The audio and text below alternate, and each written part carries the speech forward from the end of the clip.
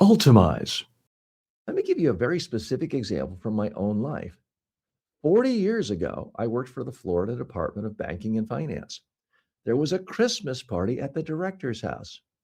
At that party, believe it or not, someone hired a Santa Claus stripper.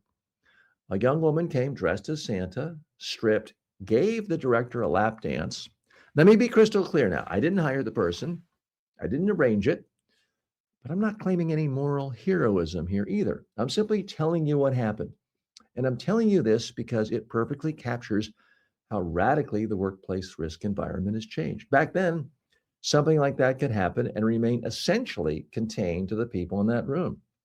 Maybe people gossiped, some laughed, maybe somebody was embarrassed the next day, but unless a newspaper reporter happened to be hiding in the ficus plant and there was no one there was no permanent record. Nobody got fired. Today, that same moment would last forever. Someone would have a phone out in 3 seconds. There would be video. There would be multiple angles. There would be text threads. There would be screenshots. By midnight, it would be all over social media. And by the next morning, the director would almost certainly be gone. There would also be an investigation into who approved it, who paid for it, who thought it was a good idea, and who sat there smiling as if this were normal. That's the modern reality. The behavior itself may not be new, the cameras are, and the cameras change everything. That's why this subject is not really about morality first, it is about judgment.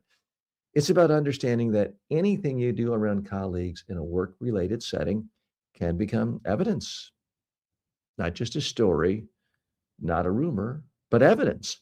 If you think that sounds extreme, look at what's happened in recent years. In 2025, astronomer CEO Anthony Byron resigned after he was caught on a stadium kiss cam with the company's chief people officer.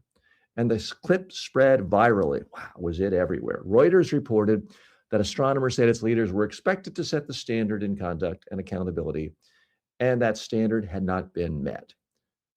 Notice what's so important about the example. He wasn't giving a speech. He was not in a board meeting.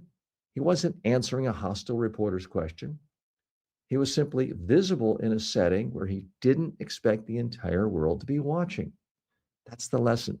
Your biggest workplace communication risk is not always a sentence.